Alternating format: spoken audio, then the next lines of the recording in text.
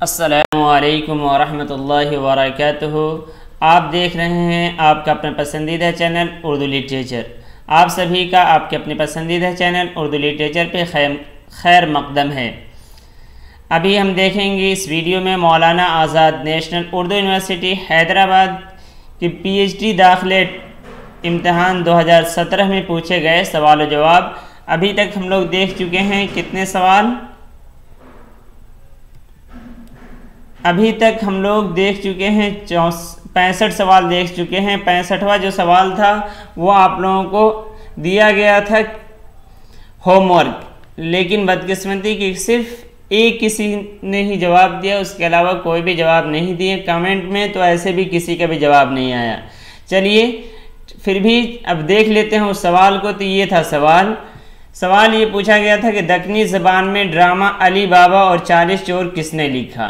John Gilchrist, Joseph Henry Taylor, captain Greenaway, Thomas Roebuck.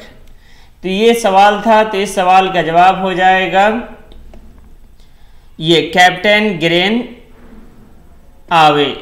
तो ये सी हो जाएगा इसका जवाब सवाल नंबर 65 का। आइए कुछ तफसील देख लेते हैं। ये अंग्रेज़ राइटर हैं कैप्टन ग्रीन आवे। इनका ताल्लुक जो है किससे है? फोर्ट सेंट जॉर्ज कॉलेज जो मद्रास में था, उसमें आप देखेंगे उनके इसमें तो आगे लिखता है उनकी सिर्फ एक मतबूआ किताब ड्रामे की सूरत में दस्तयाब हुई है, अली बाबा 40 चोर के नाम से, जो 1892 में तालीमुल अखबार प्रेस मद्रास से शाये हुई। कैप्टन ग्रीन आवे ने मशहूर मारूफ दास्तान अल्फ लैला की एक मशहूर किस्सा अली बाबा 40 चोर को ड्रामा के अंदाज में लिखा है। सरवर के बाद से ये मालूम होता है कि इसे उन्होंने हिंदुस्तानी उर्दू ज़ुबान में तर्जमा किया है। 1852 में ये किताब शाये हुई। इसे पेशतर दास्तान अल्फ लैला की अरबी, अंग्रेज़ी और उर्दू तर्जमे शाये हो चुके थे। कैप्टन ग्रीन आवे ने उनमें से किसी ज़ुबान में से इस दिलचस्प किस्से को लेकर ड्रामे के रूप में उसे पेश कर दिया है। उन्होंने इस मशहूर किस्से को इस खूबी और मेहनत से उर्दू ड्रामे का जामा पहनाया है कि उन्हें मुतरजिम के बजाय मुसन्निफ का दर्जा दिया जा सकता है। पूरी किताब आसान सलीस और दक्कनी ज़ुबान में लिखी गई है। तो यही असल आपको बताना था। तो चलिए ये याद रख लीजिएगा कैप्टन ग्रीन आवे। उसके अलावा भी जो है ये थॉमस रॉबर्ट, ये भी इनका भी ताल्लुक फोर्ट सेंट जॉर्ज से ताल्लुक है। और जॉन गिलक्रिस्ट के बारे में तो जानते ही हैं कि इनका फोर्ट विलियम कॉलेज से ताल्लुक है। जोसेफ हेनरी टेलर का भी नहीं मालूम है मुझे। चलिए तो ये मालूम हो गया कि कैप्टन ग्रीन आवे की ये है।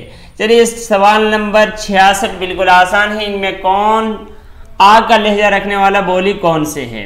यानी कौन सी बोली ऐसी है जो आ के तलफ़ुज़ रखते हैं? ये वाला आ। जानते हैं कि ऊ का तलफ़ुज़ रखने वाले में क्या है? ब्रजभाषा, बुंदेली और कन्नौजी, ये तीनों क्या है? ऊ। और आ का तलफ़ुज़ रखने वाला सिर्फ खड़ी बोली और हरियाणवी है। जैसा कि कल ही देखे थे इस सवाल में, यहाँ पे देखे थे हरियाणी और खड़ी में आ का लहजा है, बकिया तीनों में ऊ का। यानी पहली दो के बहुत से अल्फाज के आखिर में आ आता है, बाद के 3 के अल्फाज में ऊ आता है। तो सवाल नंबर 66 का जवाब बी हो जाएगा।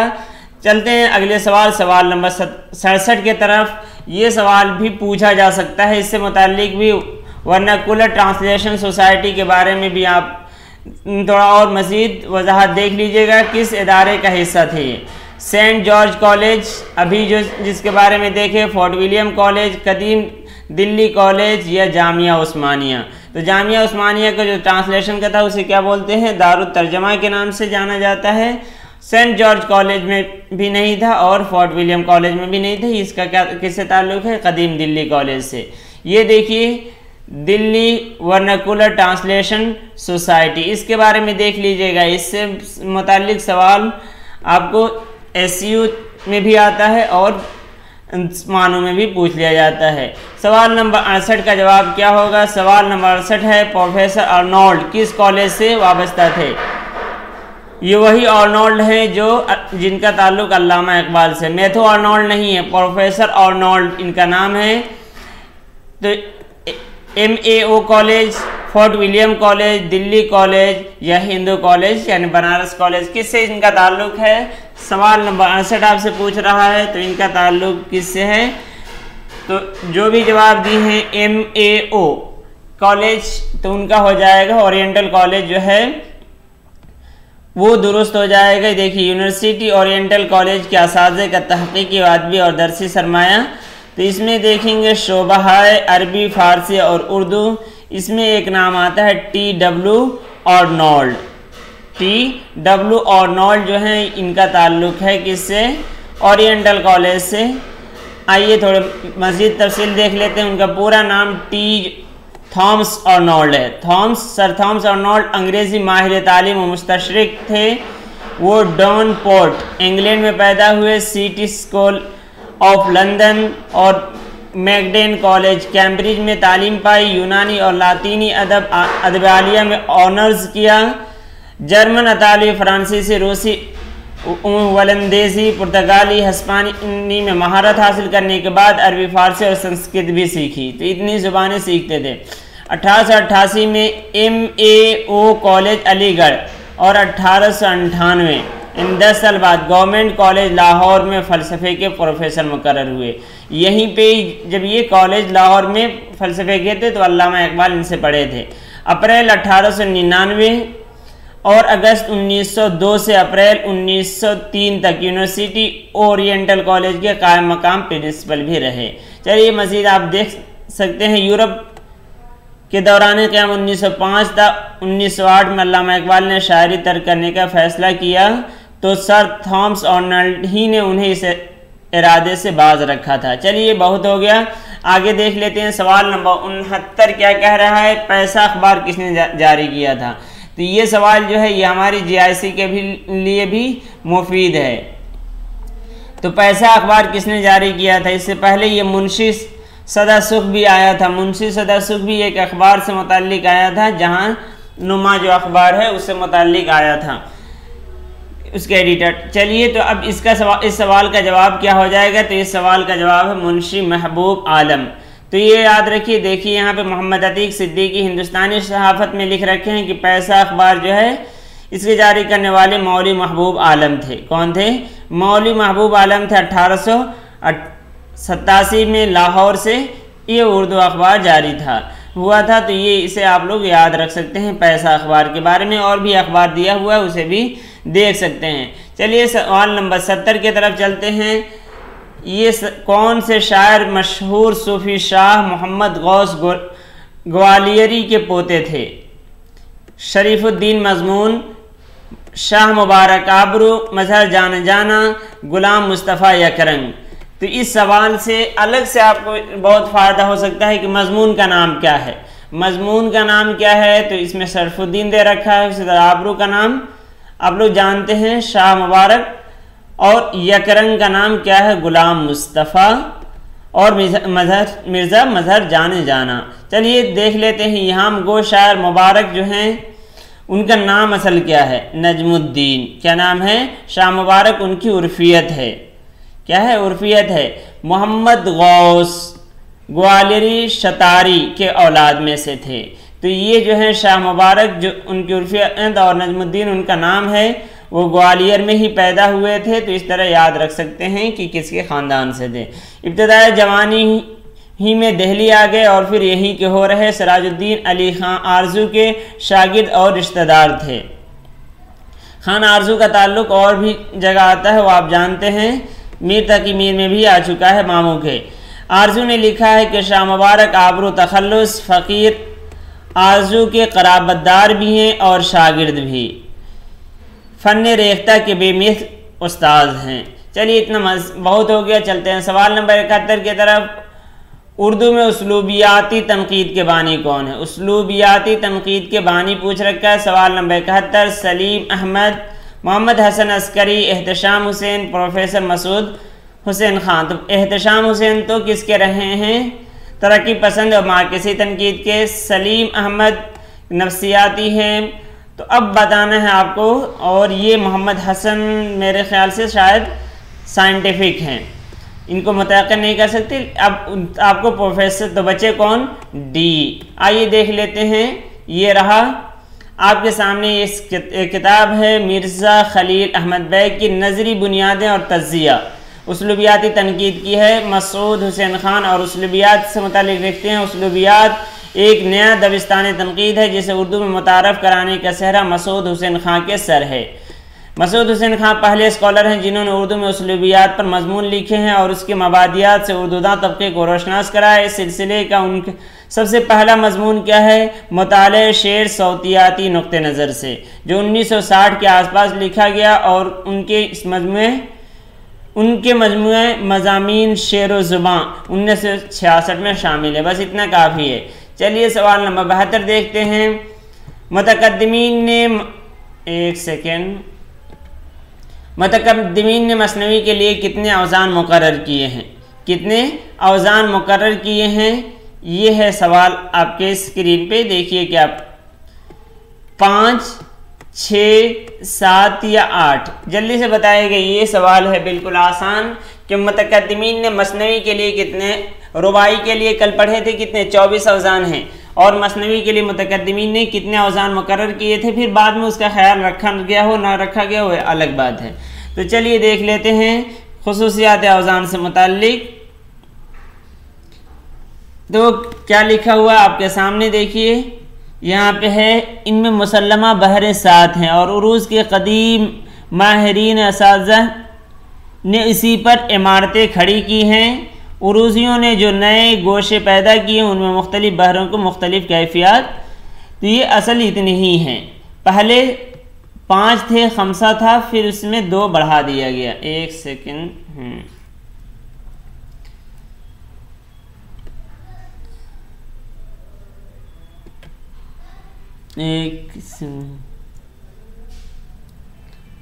यहाँ पे देखेंगे मज़ीद ही दे सकते हैं। मुद्दत व फ़ारसी मसनवी में उन्हें 7 बहरों में लिखे जाते रहे। उर्दू में 2 और बहरें भी बढ़ी फिर और उसके बाद भी बढ़ती गई हैं। तो इस तरह जो शुरू में है वो कितने हैं? 7 हैं। कितने हैं? 7 है मसनवी के लिए। तो जवाब सी हो जाएगा। सवाल नंबर 73 की तरफ चलते हैं। सवाल नंबर 73 में क्या है? झेल में कौन सी खातून नावल निगार मशहूर ड्रामा निगार इम्तियाज़ अली ताज की वालदा थी? ये बताना है। जवाब जल्दी से बताइएगा। रशीदतुन्निसा भी ये बिहार से ताल्लुक़ रखती हैं। अब्बासी बेगम रशीदतुन्निसा की कौन सी है? इस्लाहुन्निसा किनके है? हाली की। और रशीदतुन्निसा की जल्दी बताइएगा कौन से नावल है? रशीदत, चलिए उसके अलावा इसका जवाब दीजिएगा। रशीदतुन्निसा पहली खातून नावल निगार हैं और इनके नावल कहाँ? इस्लाहुन्निसा ही है। फिर हाली का क्या है?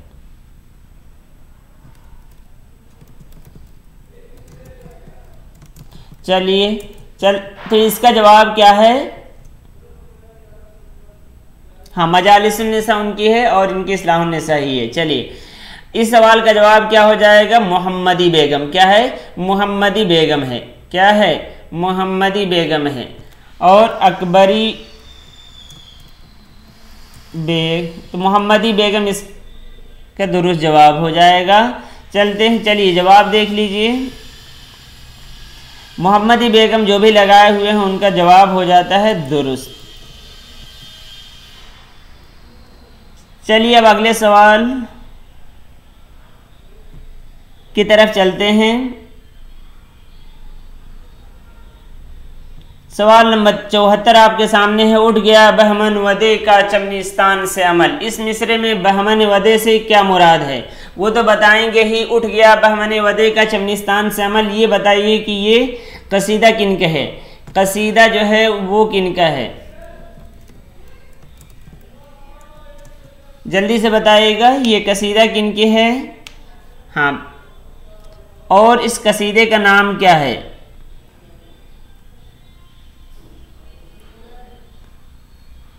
ये हैदर अली रज़ी अल्लाह तआला अन्हु की मनक़बत में जो लिख रखा है उन्होंने। तो इसमें वदे और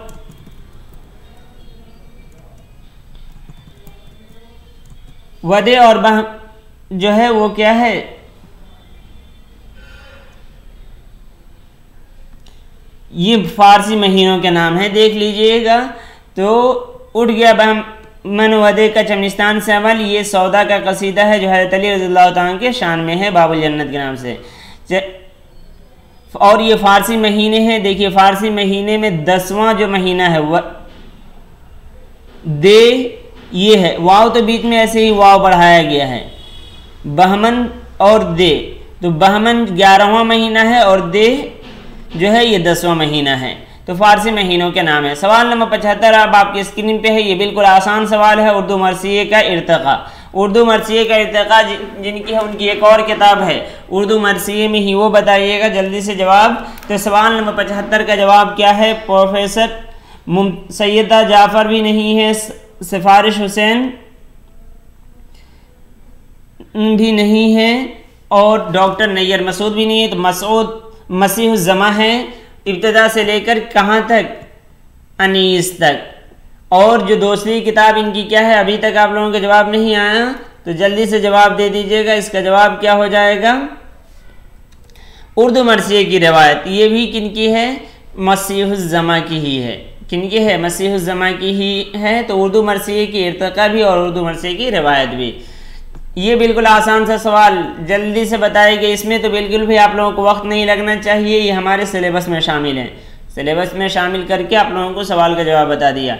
परिंदा पकड़ने वाली गाड़ी किसका अफसाना है, तो जानते हैं कि यही हमारे सिलेबस में शामिल है। बाबा लोग जो है ये गियास अहमद गद्दी का अफसाना है, तो उसी में, और ये परिंदा पकड़ने वाली गाड़ी भी जो है ये उन्हीं का अफसाना है। यहाँ देख लेंगे, गियास अहमद गद्दी और इलियास अहमद गद्दी इनके भाई हैं, उनके का कौन सा नावल सिलेबस में शामिल है, जल्दी से वो भी बताइएगा।